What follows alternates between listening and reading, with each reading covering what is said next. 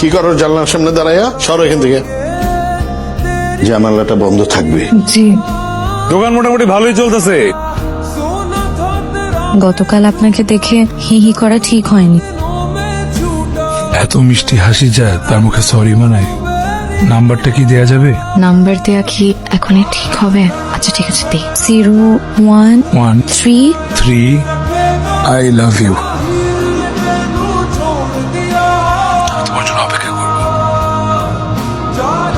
এতদিন ছিলাম আমার বাবার কাছে বন্দি। এই করা যাবে না, সেই করা যাবে না।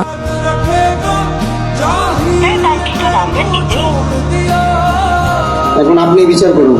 এই মানুষের বিচার করার আগে আপনি নিজের বিচার করেন আগে। আমার এত কষ্টে দেওয়া দোকান আপনি ভাঙছেন কেন? আপনারা এখন যান। আর দাঁড়ান, আপনারা দাঁড়ান। উনার মেয়েরে ভালোবাসি আমি, এটা আমার দোষ? কথা আমারে ভালোবাসে।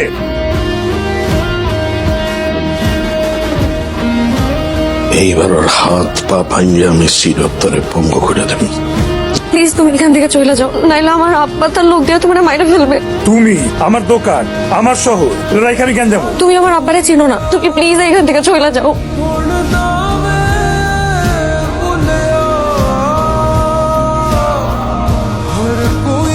জানো আজকে তোমার জন্য কি রান্না করছি? মোরগ পোলাও। কারণ আজকে আমাদের বিয়ার 1 মাস হয়েছে। তুমি যখন সকালে শুয়েছিলা তোমার মানি ব্যাগ থেকে টাকা নিছে, তোমার না বইলা।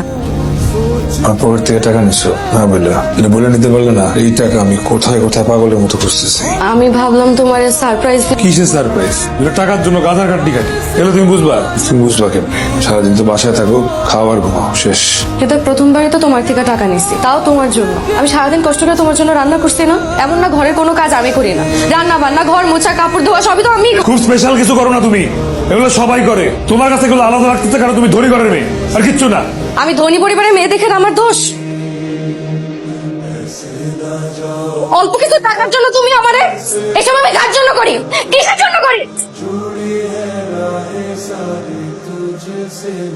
খুব ভালো করছো। সারাদিন খাইতে আইসা 3 মাইল হাইটে আসছি আমি, কিচ্ছু খাই না, এখন না খায় ঘুমাইতো না।